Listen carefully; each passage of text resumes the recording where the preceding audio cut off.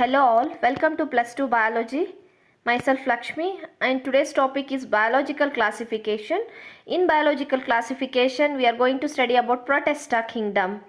Please subscribe and let us learn together. Now let us start with Protista kingdom. Protista is another kingdom. Before going deep, let us understand the common characteristics of our organism, which falls under Protista kingdom. Now let us see a basic characteristics of Protista. First one, they are eukaryotes. The organism which falls under Protista is eukaryotes. What do you mean by eukaryotes? Eukaryotes means if we go in deep inside a cell, they have a cell organelles. Different cell organelles we can see, and each cell organelle contains a membrane bound. Here we will see a membrane bound cell organelles and nucleus. These are different compared to Monera kingdom, because in Monera we were speaking about prokaryotes which do not contain distinct nucleus and different cell organelles are absent. It's okay. It was the first characteristic of Protista, kingdom Protista. Second, the organism which are under Protista mostly unicellular, means they are formed by one cell. If we speak about nutrition, we get to see our organisms which are autotrophic and while others are heterotrophic. Now don't ask me what are autotrophic and what are heterotrophic. This we are studied in earlier classes. Now in short I am going to say, define it. Autotrophic, these are the organisms which produce their own food like plants, green plants. Okay, coming to heterotrophic, here this organism are one which depends on others for their food. Then now under Protista kingdom, both autotrophic and heterotrophic mode of nutrition we can see. Now speaking about habitat, they prefer most moist and aquatic habitats. It means they stay in such a place where they have water. Now let us speak about the reproduction. Here the reproduction takes place by both sexually as well as asexually. On the whole, we speak about Protista under eukaryotes and unicellular. It means which are formed by one cell. Let us now study the organism falls under which kingdom. It is the biggest test. It happens because many a time one specific organism under which kingdom we can place. In this only we have a confusion, like just now I have said under Protista many organisms we get to see undergoing photosynthesis. They prepare their own food. These are photosynthetic Protista.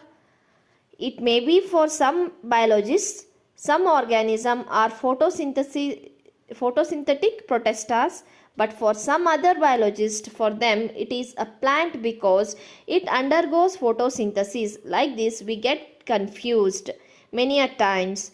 Why? Because based on these characteristics we place our organisms under which categories. Many a time this leads to a confusion. It's okay. In this Protista kingdom, an organism which fall under will show some same similarities with other kingdoms. Because of this, they say Protista have a link with this all.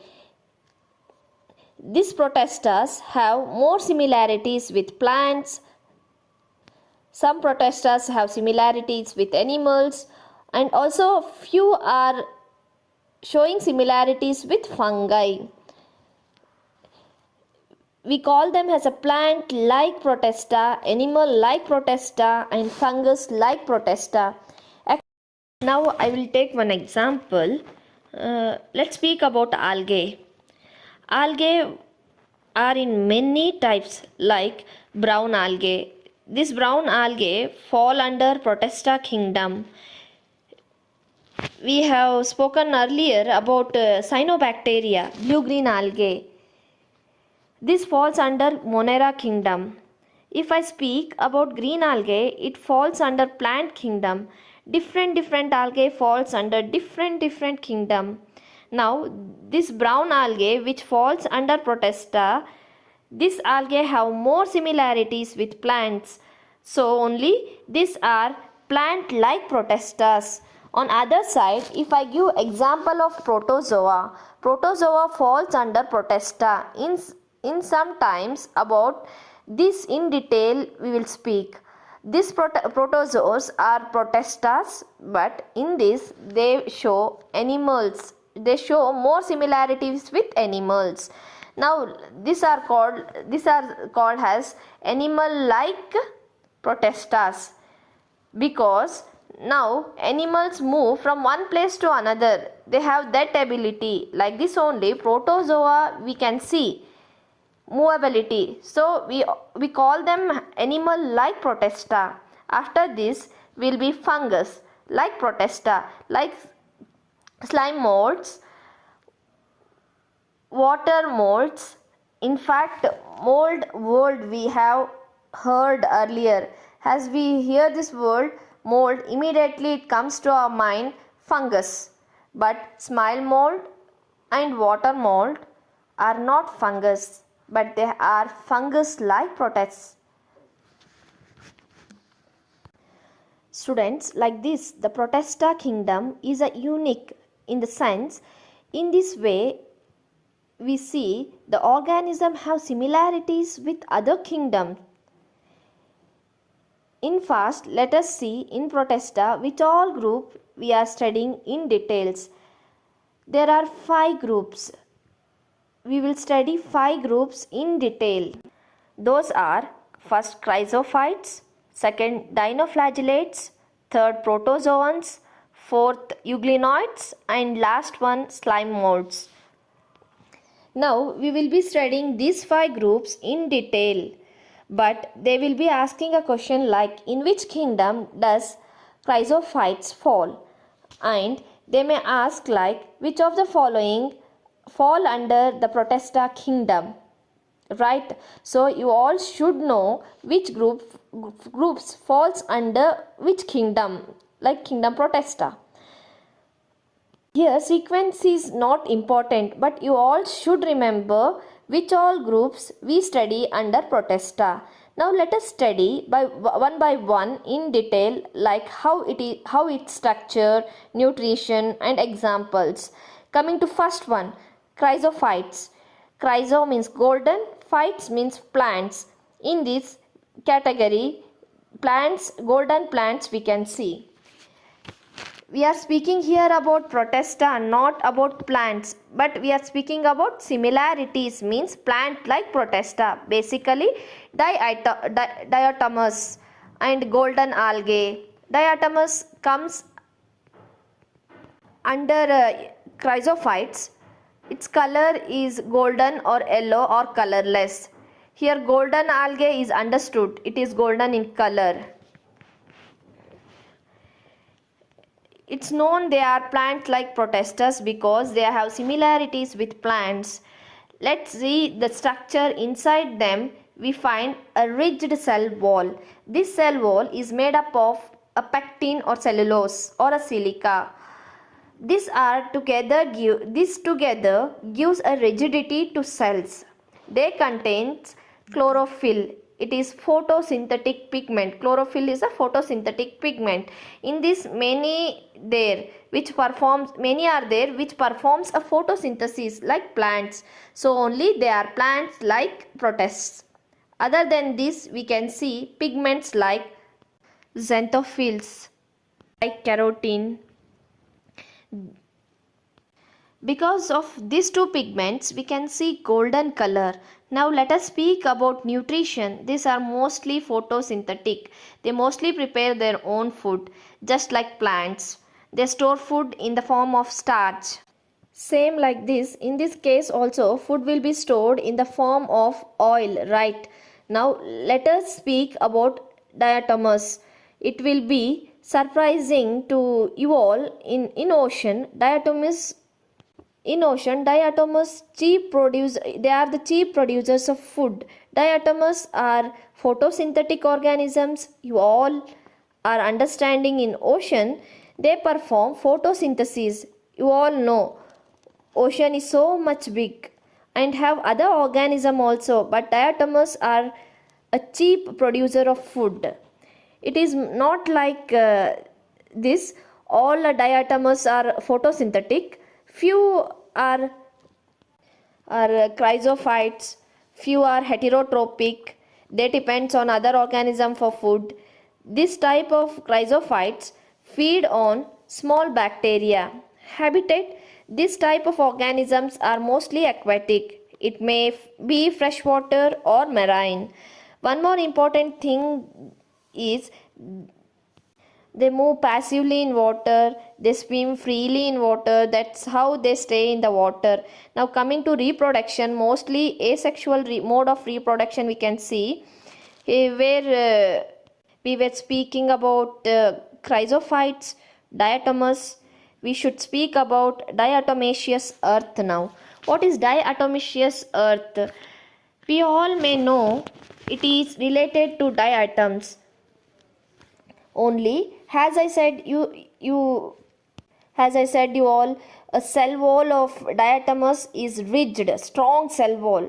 Why they are strong? Because they are formed by silica. So they are super strong, so much strong that diatoms may die, but cell wall will remain exactly. You all heard right? It will happen like this only. What happens after some years, so many diatoms will be died by, but cell wall will accumulate one side. What was in cell wall? Silica. Okay, so many silica will get accumulated over the years. For them only we will call diatomaceous earth. Now we should think diatomous cell wall is why so strong? It is strong because we have two reasons. One, it is formed by silica, so it will be rigid and strong. Second, cell wall structure. We should see about the structure. Okay, it is different. It is not a single cell layers. Two cells come and fits perfectly and forms a cell wall right like a box, soap case. The down we have box, up we close it with a cap, perfectly fits. So for this reason only they are super strong and rigid. The diatomaceous earth have applications and uses. If we see texture of a diatomaceous earth, they have rough texture. Some are sandy. They are used in cleaning. If we all notice the body scrub, the surface of a scrub will be rough. The brush which we use to clean a cloth, its surface is rough. For cleaning and polishing, whichever we use, they have a rough texture. And diatomaceous earth, because of this nature, we use in polishing, preparing a face scrub and various cleaning products. In fact, we have more nice application which is pest control. You all will think diatomaceous earth which controls the pest. The insect will have a outer layer called as cuticle. Will have a outer layer called cuticle. This diatomaceous earth, they will absorb lipids. This will help in absorbing lipids from outer layer surface of an insect cuticle. That happens when they absorb a lipid, the moisture from the outer layer of an insect is gone. It will become dry. Eventually what happens, insect will dehydrate and die. Like this it will control the pest control. Because it is used in the pest control, it will be used in grain storage. Like we can see, a diatomaceous earth is useful substance. Now let us move forward and see dinoflagellates. Dino means two, we all know, in which they have a two flagella. Next, dino word means moving. The protists which are moving, when we mix all together, we can say Protists which have two flagella, and of course these flagella are moving flagella.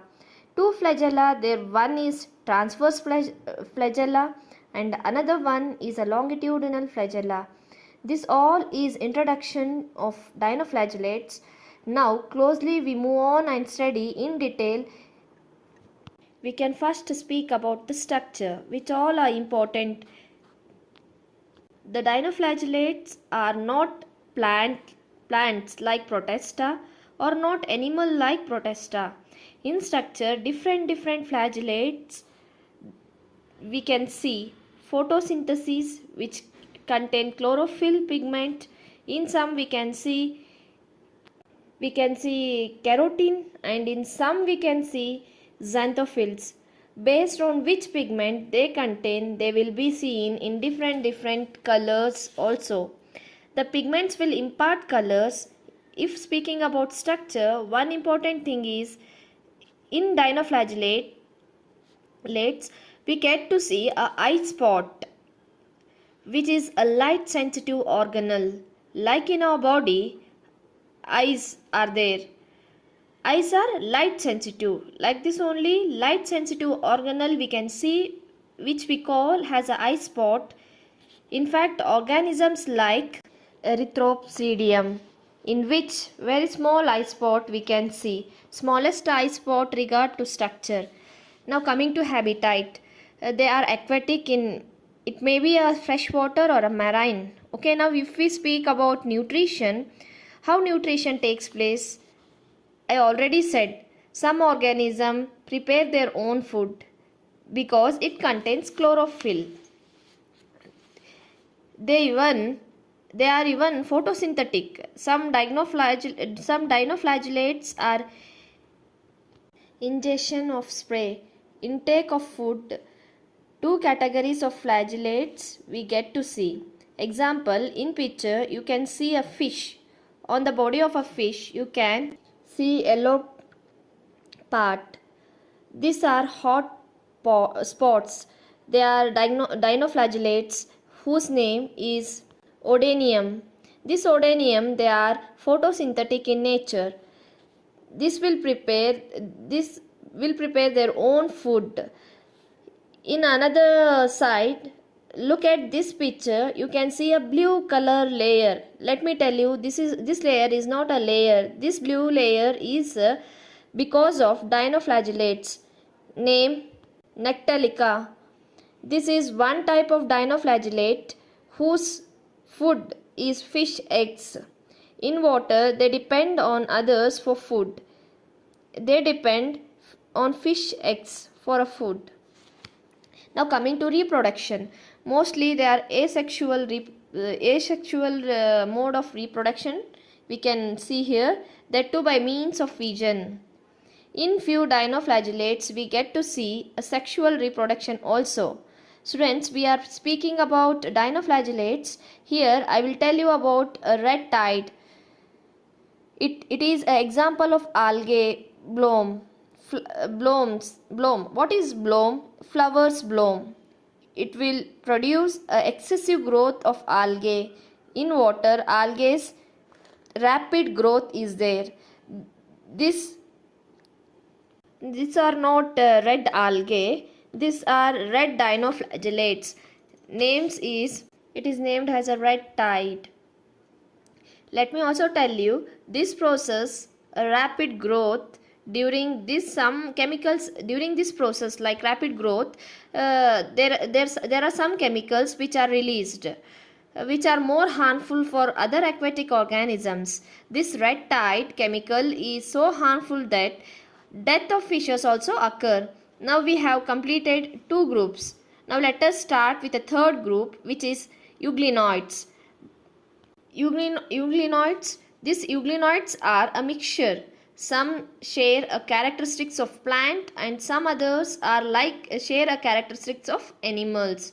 It means in this both plants and animals characteristics there. Tell me, what are characteristics of plants? It's a photosynthetic. Exactly. They have a pigments of photosynthesis. Yes, it's moving. Mobility animals. Why mobility is there? Because it contains flagella.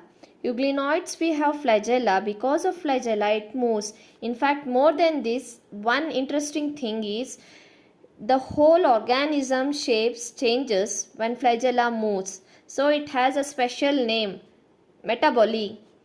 Still here we understood. Now let's see the structure. There is no cell wall. It contains a pigment like plants, chlorophyll, but cell wall is absent. The cell wall is absent. The body is super flexible. It has flexible body due to proteins rich layer called pellicle. Because of pellicle, it shows flexibility. Here now it performs photosynthesis. In its body, chloroplast is present. Before many years ago, chloroplast was not present, but these euglenoids consumed green algae so much that over a period of time, inside the body they acquired chloroplast. Why? Because green algae contains chloroplast. Like this, only after a period of time we can see the presence of chloroplast inside the body. So it performs photosynthesis. If we speak about euglenoids habitat, they are mostly aquatic. In this also they are mostly freshwater. Coming to nutrition, they are photosynthetic in presence of light. If light is absent, then they are heterotrophic. They will arrange their food on other organisms, from all the other organisms. Now speaking about reproduction, mostly they reproduce asexually. Now euglenoid story completed. Moving on to next group, slime mold. From name we comes to know they are the slime. It means like lady's finger. If you cut a lady's finger, inside we can see a sticky nature. It is slime. From the name of mould, they thought it is fungus, right? Because moulds generally they are fungi. Over the period of time, when they studied deeply characteristics, they came to know that these properties are more similar to Protista when compared to fungi. Like if you see a cell wall of fungi, the cell wall of fungi is made up of chitin. They do not move. These all are different compared to slime molds. All are different compared to a slime molds. So all convinced that slime molds belong to the Protista. Few similarities they show of fungi also, so called fungi like Protista. They are saprophytic in nature. It means they feed on dead and decay matter. Its food is fungi, bacteria. Basically they feed on dead and decayed matter only. If speak about the structure, it's too interesting. How is its structure? So many small cells together forms a aggregated mass. And let me tell you, this small cell, when they come together, the cell wall of all cells formed aggregated. Habitat, it prefers moist decaying habitat. They are resistant in unfavorable conditions. They will survive. Coming to nutrition, about nutrition I already said they are saprophytes, heterotrophic, dead and decay matter. They feed on dead and decay matter. It feeds just like amoeba. They engulf food, whichever the prey, it just engulf like a amoeba. Coming to reproduction, slime molds will reproduce asexually by spore formation. In unfavorable conditions, they form spores. These spores have tough wall. In unconditional environment, it will be protected. They germinate to give new organism. Like this, they reproduce asexually. Moving next group is Protozoa. They are animal like protists. Cell wall is absent. Its habitat, coming to habitat, like other, this also needs water, mandatory. So it prefers a aquatic or a moist habitat. Coming to nutrition, they are heterotrophic mode of nutrition. They will not prepare food by themselves, depends on others. How it depends is they are parasitic or predators. Parasitic means, as you all know, because so many times we discussed, inside any host organism body they will stay and from there they arrange their food. Other side, if speaks about predators, they catch other organism and that is their food. Coming to nutrition, nutrition is over here. It's like same as animal like nutrition. They are holozoic. Ours human being also have a holozoic nutrition. It means solid food intake. Mostly animal food will be solid intake. Coming to reproduction, they show a sexual mode of reproduction as well as asexual mode of reproduction. Two types they reproduce. These are the basic characteristics of protozoa. Let's study in detail. Let us speak about groups which fall under protozoans. There are four types of protozoans: amoeboid protozoans, flagellated protozoans, ciliated protozoans, and sporozoans. Coming to first one, amoeboid protozoans. They are amoeba-like. Amoeba do not have fixed shape, and its important features is pseudopodia, means false feet. It's not a leg but works as leg.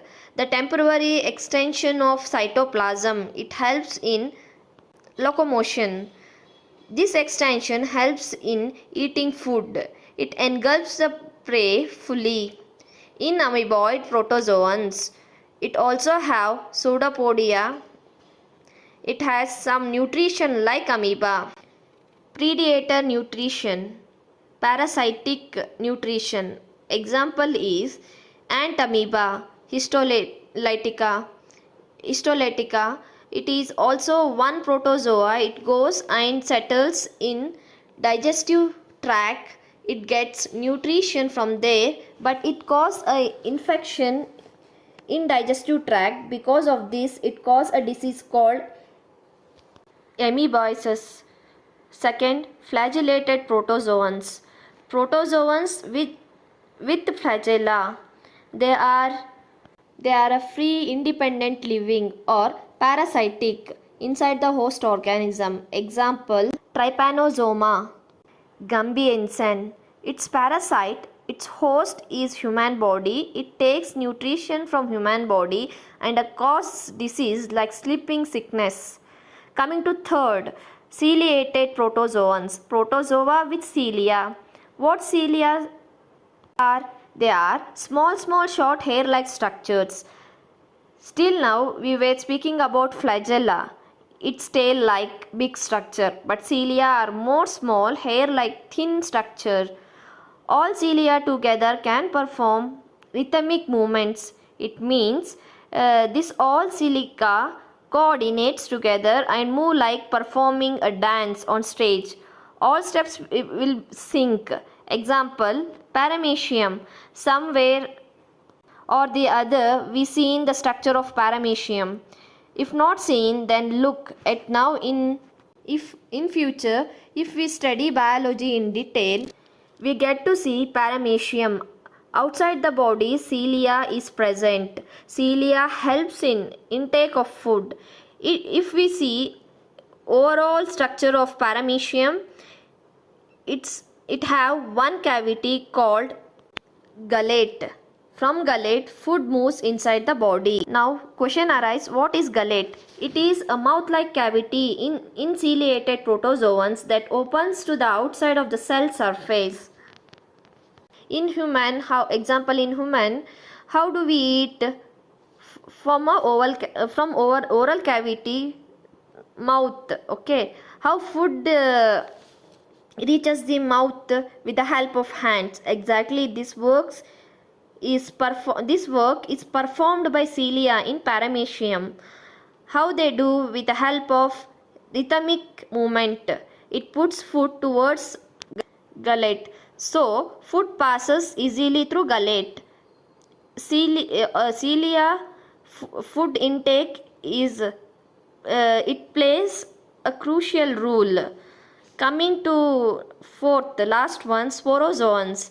We will now discuss such type of protozoa where they not move only. Remaining three are moving flagellate. They are moving protozoans. Sorry, they are moving protozoans. But these sporozoans are not moving. They accumulate one side. They sit and work. Okay, these are non-motile protozoans, which we call them as protozoans.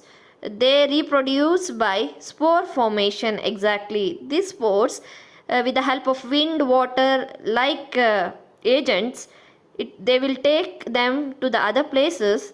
They germinate spores and forms a new organism. They are parasitic in nature. Example, plasmodium cause a disease like malaria. We all know it. Thank you.